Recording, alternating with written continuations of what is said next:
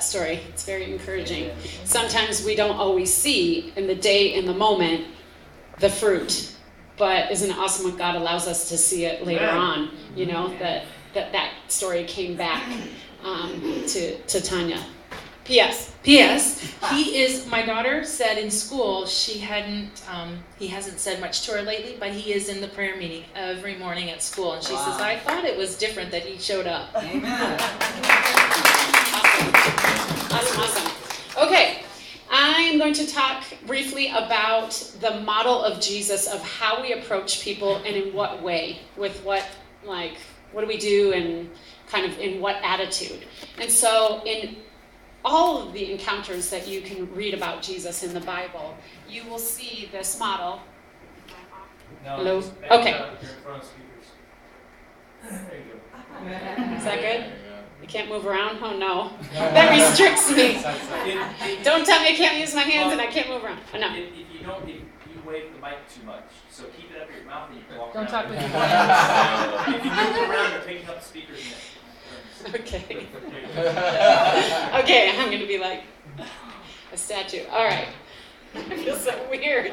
I am a mover. Okay. Focus. Okay. Jesus' model. That when we read the encounters of Jesus with people, encountering people in the Bible, you can go through them. Hey, that'd be a good homework assignment this week.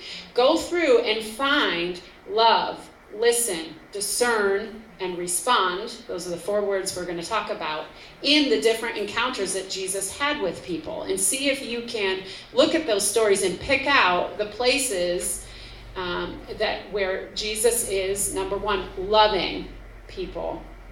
Okay, so Jesus, God, shed abroad his love in our hearts, the word says. He first loved us, so we go out in love, right? If we don't go out in love, why are we going out?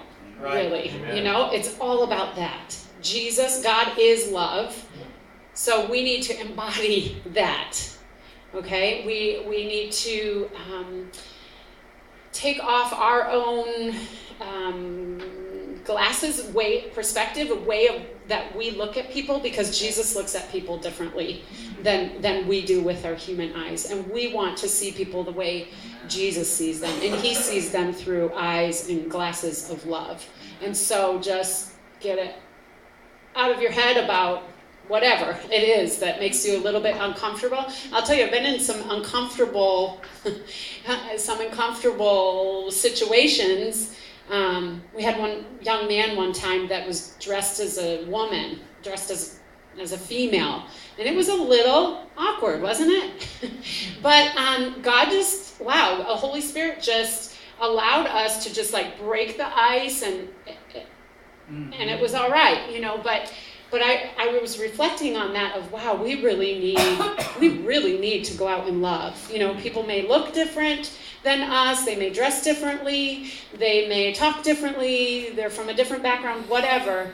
We go out in love just the same. Okay? The next one is listen. We have 2 ears, I always say. We have 2 ears and 1 mouth. And sometimes we're used to talking a lot, or talking at people, or I think I've been guilty too of like over talking it, and we don't give the person a chance. Like we oversell, and we don't give the person a chance. So it's so important that we slow down, we give pauses. We want to just not just talk at somebody, but we want to see really where they're at, engage. It's an encounter back and forth, and Jesus did that really well with people. He paused, he listened, he gave them a chance to express themselves. And so that's important for us too. People feel that when you just want to race through your agenda to get to the agenda, people aren't a project. So that goes back to a little bit of love. We're out there to love them. Okay? And sometimes we don't always get to the gospel. That's our goal. We want to. But sometimes just letting somebody talk and listen and planting truth where we can is what they also need. And who knows what what God can do with that. The Holy Spirit is amazing, okay? So just be careful about not talking too much and just make sure we're listening to the person. Discern is the next one. So we have love, we have listen, discern.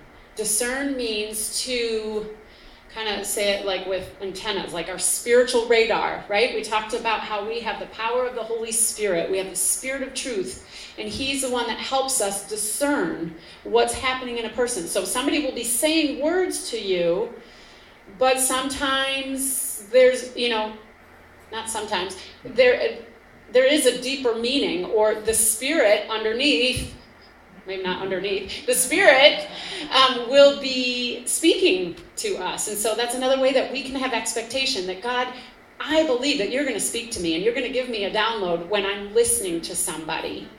Okay? We can also discern from physical things that we can see, like somebody's body language. If they're standing there, cross your arms, they're standing there like this and kind of looking at me like, there's things that you can discern from the situation and from body language. She gives me her back, turns around like that,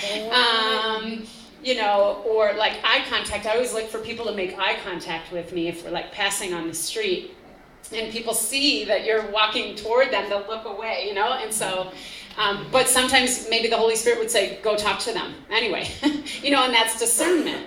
Okay, so we don't always want to just go by what we see, but that can help, okay? But we're relying on the Holy Spirit to help us discern what's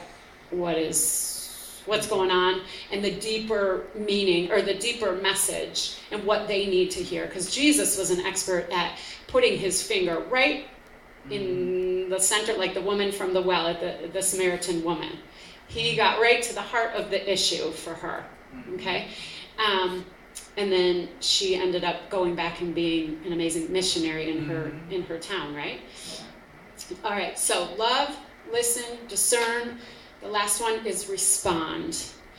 Our response is guided by the Holy Spirit, based on our loving, our listening, our discerning, based on the guide of the Holy Spirit. How are we going to respond to this person? And it looks different every time because each person is different, and their needs are different.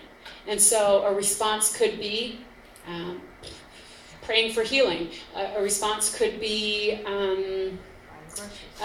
buying something, meeting another need, like buying groceries for people. It could be sharing the gospel, okay? It can look very different each time, and it will look different each time. This is not a cookie cutter. I can't get up and say, do this, do step 1, 2, 3, and bing, voila, you'll make yourself a little convert or something, okay? No, it doesn't work that way. I wish it was that simple, but no, it is simple when we listen to the Holy Spirit. I take that comment back. It is simple when we listen to the Holy Spirit, and it's an adventure with him. So, amen. Can you repeat the 4 words with me? Yeah. Love, listen, discern, and respond. Okay, got it? I'm going to pass it back over to Tanya, and she's going to share with us the tools, how we go through using the tools.